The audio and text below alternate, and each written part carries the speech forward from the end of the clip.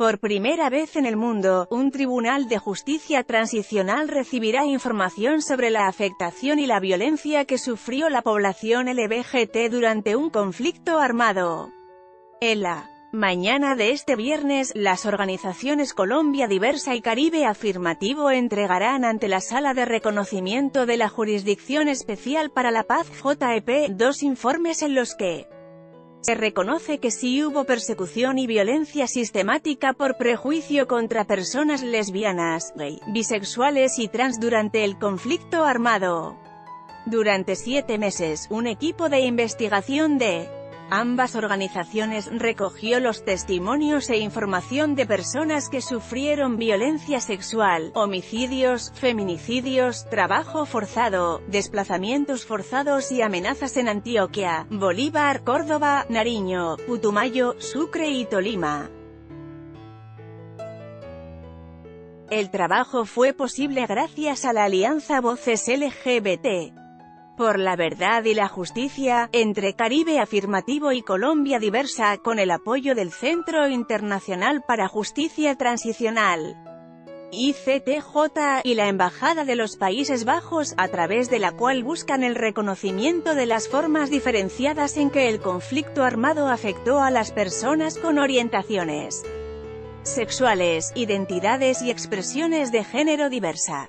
Para esta primera entrega, se centraron en el Urabá antioqueño y Tumaco, Nariño, en el marco de los casos 0, 04 y 002 abiertos el año pasado por la JEP para esclarecer la afectación a la población civil y violaciones a los derechos humanos cometidos por las FARC y la fuerza pública en estas dos zonas respectivamente. En Antioquia, documentaron 41 casos de víctimas LGBT, de las cuales 17 sufrieron violencia sexual.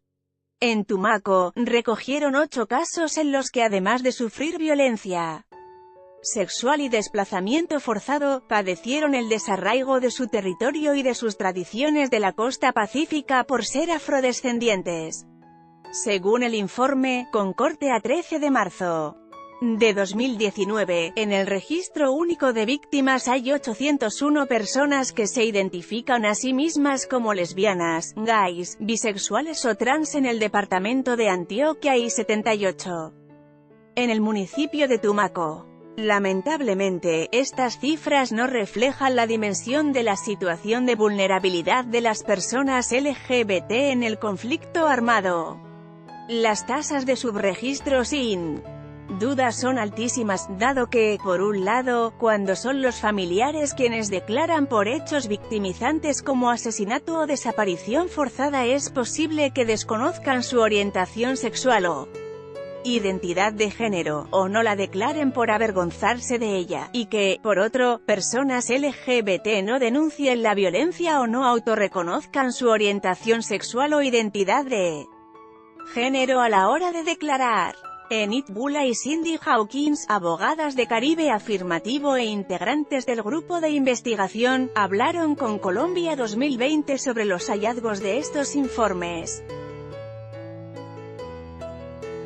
¿A qué conclusiones llegan en estos dos informes? Las FARC y los paramilitares perpetraron el crimen de persecución, que es un delito de lesa humanidad, por prejuicios relacionados con la orientación sexual, identidad de género y o expresión del género de la víctima. Eso es lo principal.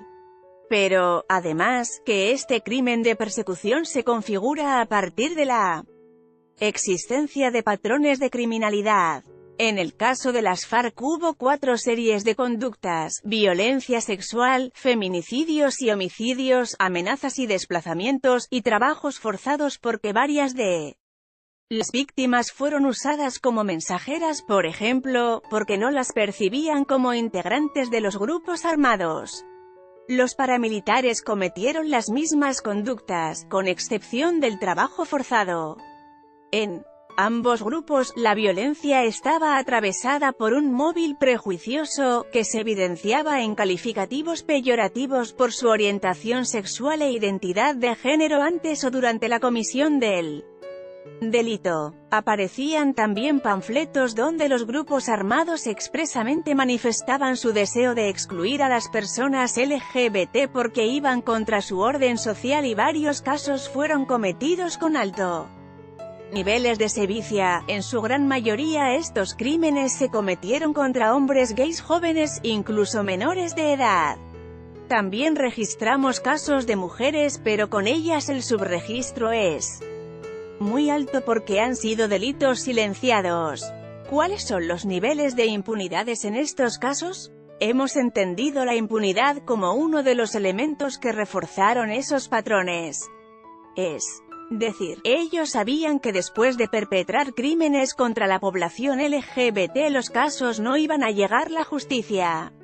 En el caso de Urabat, la gran mayoría de las víctimas no fueron ni siquiera a denunciar y la escasa minoría que sí lo hizo no tuvo un acceso efectivo a la justicia. El caso no avanzó en ningún sentido.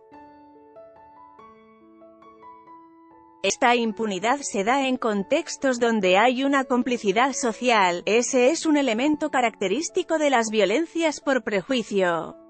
En estas comunidades se percibía que las personas LGBT eran desviadas, transgresoras, anormales, peligrosas, y se entendía que estas violencias podían estar justificadas, eran merecidas o por lo menos se naturalizaban. Eso llevó a que los actores no recibieran ningún tipo de sanción, ni siquiera un reproche social. Pero tampoco hay que estigmatizar a las comunidades. Ellas no participaron en los crímenes, pero varios de los testimonios que recogimos hablan sobre el rechazo social por declararse LGBT. Esto ocurrió en el conflicto armado, pero también pasa en la vida cotidiana actual de todo el país. Además del prejuicio y la persecución, ¿qué otros fines tenían los grupos armados para violentar a la población LGBT? Lo que se identificó en la investigación es que estas violencias tenían un fin estratégico. Para los grupos armados, lo usaban para fortalecer el control territorial que tenían en estas comunidades, a través de la imposición de un orden social excluyente. Esa legitimidad social era muy importante para el mantenimiento del grupo. ¿Cuántos informes van a entregar en total? Por lo menos 5 más de las otras regiones donde estamos trabajando. Primero los vamos a presentar frente a la JEP y a partir de ahí vamos a planear la fecha con la Comisión de la Verdad y evaluar cómo sería el trabajo con la unidad de búsqueda de personas dadas por desaparecidas. ¿Qué esperan por parte de la Jurisdicción Especial para la Paz? Dos aportes importantes de los informes es establecer cuáles fueron los daños o impactos materiales o inmateriales que sufrieron las víctimas y que creemos que es parte de nuestra apuesta a aportar a la justicia restaurativa. Identificar los daños nos va a permitir pensar en formas de reparación colectiva. Este sería el primer informe que reconoce que hay una violencia por prejuicio contra personas LGBT en razón de su identidad sexual, su identidad y expresión de género, y que reconocería también que estas violencias han sido justificadas en muchos contextos sociales.